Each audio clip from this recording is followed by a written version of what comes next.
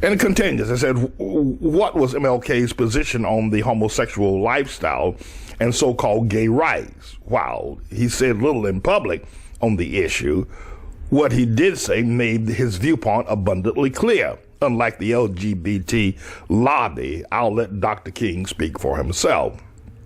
And the article goes on to say, in 1958, while writing an advice column for Ebony magazine, Dr. King responded to a young gay man looking for guidance to avoid being accused of cherry picking. Here is the exchange in its entirety.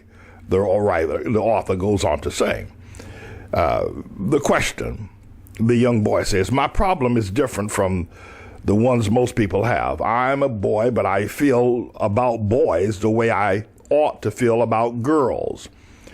I don't want my parents to know about me. What can I do? Is there any place where I can go for help? Here is Dr. King's answer. Your problem is not at all an uncommon one. However, it does require careful attention.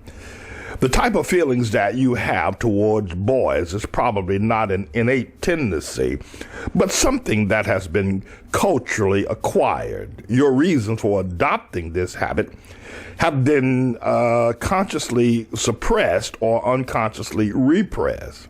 Therefore, it is necessary to deal with this problem by getting back to some of the experiences and circumstances that led to the habit. In order to do this, I would suggest that you see a good psychiatrist. Let me read that again.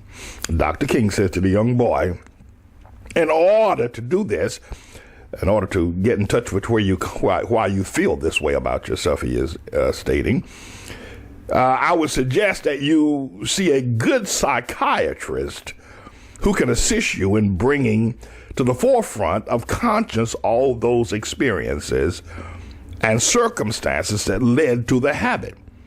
You are already on the right road toward a solution since you honestly recognize the problem and have a desire to solve it.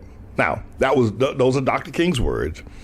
And you can see by the way this was organized, it came right out of the Ebony magazine, the 1958 edition. And so it is clear that Dr. King is anti-LGBT.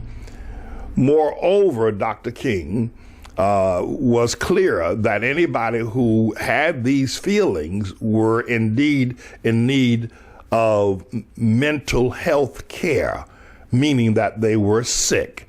He recommended that the boy sit down with a good psychiatrist who is a doctor of the mind, as would be a oncologist who does surgery or does treatment of cancer when you have a grave sickness. The doctor, Martin Luther King Jr., recommended that the boy get some help because he is indeed sick. And that is the statement that Dr. King would render to every person who calls themselves the LGBT activist group or in any way that they are gay. Dr. King would say to Mr. Barack Hussein, the long-legged Mac Daddy Obama, you are recommending and the release of sick people that they should go about continuing their sickness by unifying in their sickness in marriage.